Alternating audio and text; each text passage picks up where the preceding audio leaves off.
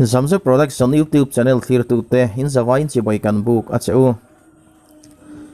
Taiwan Foreign Minister Joseph Usan Taiwan live fire drill na imek chu China in Taiwan Strait Chevela drill an na chen a o mai thei ati China in live fire drill August ni som pangatheng an nei nu hian doctrine pangai an nei chunzom mel si a China warplanes 10 Taiwan 12 nautical miles theng an luta Senior Chinese Foreign Ministry spokeswoman Hua Chunying Chuan 38 Shandong Dumpling Restaurant and 67 Shenji Noodle Restaurant Taipei a omawangin Taiwan hi China ram chungani ti ati chiangani ati Hua Chunying thil soi hian Twitter a chan a hlo le nge ani Taiwan Foreign Minister Chuan China live fire real ogati sompanga thleng an po se wangin an ngai athalo le ti an puanga Hey hi US Speaker Nancy Pelosi zinwanga thil kalzel ni in China in an tumber chu kan ramlak thena status quo ti danglama Taiwan Strait le kan ram pumlak an tum ani ati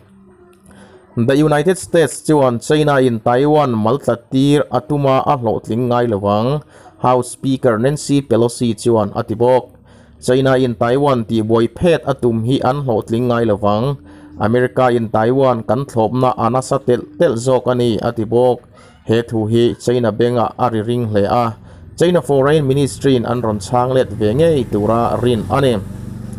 Palestinian Islamic Jihad PIJ terror groups le Israel te darkar somruk parok anin do nuwa Israeli forces le civilian te bordera an tomtata wangin anti-tank guided missile attack an manga he strike hian PIJ North Gaza Commander Taisir Jabiri chu anda thata ani kha IDF ten Indo darkar somruk paruk chung an thirlet na PIJ North Gaza Commander Taisir Jabiri chenabi Gaza kho puilun lai in chong sompalia sang a chong rukna a chena wangin small glide bomb an manga small glide bomb hian in chong sarina bang atangin chong rukna chung a vertlanga ti chuan hundang ti chetam lovin atum tak Jabiri azuk fuchat mai ani Indozan nina khan PIJ South Gaza Commander Khaled Mansuri athila ma se a chen na bul loka naupang infiam na a umawangin civilians ti pal an lau boxi a chet na hun rem chang an huzin nen a hun bik te a chau an che thei ani IDF ten target za somsari z fighter jets armed drones combat helicopters and artillery te an manga 17 observation posts 45 rockets and mortar launching site military camps pariat weapon caches pariat weapon production facilities paruk PIJ naval force target paruk le attack tunnel te an kap chi ani nithum chungin rocket sangkat za somsari panga Gaza Strip atangin Israel aluta Iron Dome anti-rocket system in projectiles zathum somriat Z Israel mipuite chena futum tu an lokap thla IDF ten an chu danin a success rate hi zazela somkwa pasari lai ani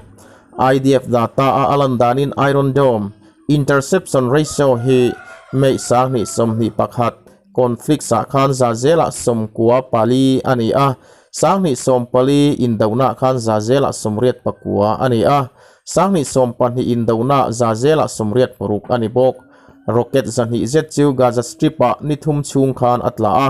heiwang hian Palestinian indawna tello mi som parukin an tuar Hamas authorities Gaza Strip chuan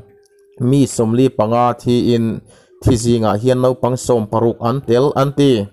FBI ten Donald Trump chena in Mar-a-Lago an hai Donald Trump sa chena Mar-a-Lago Resort, Florida.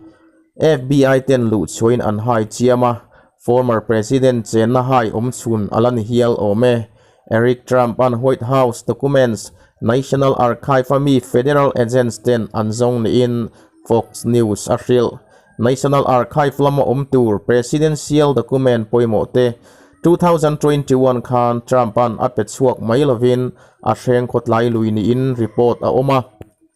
October 2021 khan Trump an January ni ruk khan Capitol Hills Riot Committee Trump an a king leta January 2022 a National Archive ten Trump's documente riots committee ten hena pek antiama January ni somni 2022 a Supreme Court in Trump an documente a hreng lui theilo anti hun akal zela June tha DOJ committee ten Florida documents lam soipuin an thuchila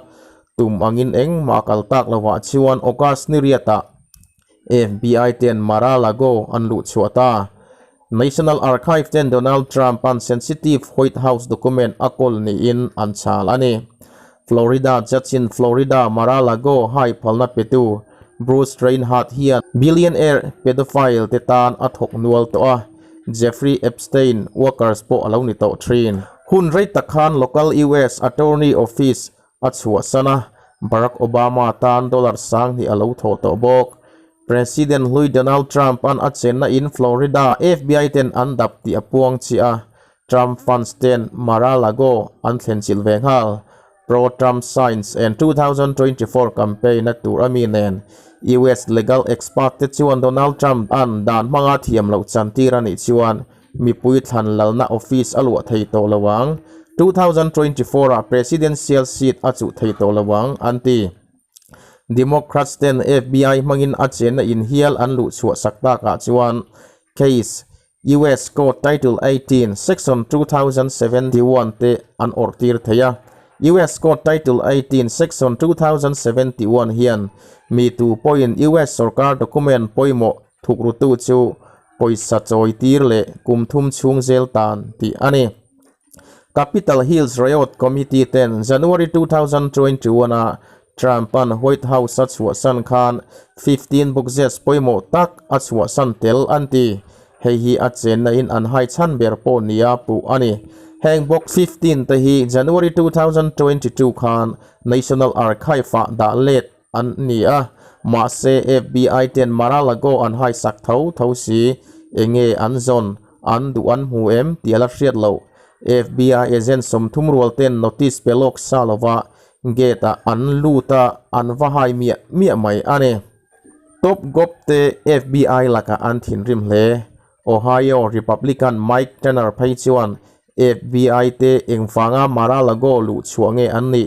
Department of Justice te an thuruk hriat hril vengal turin ati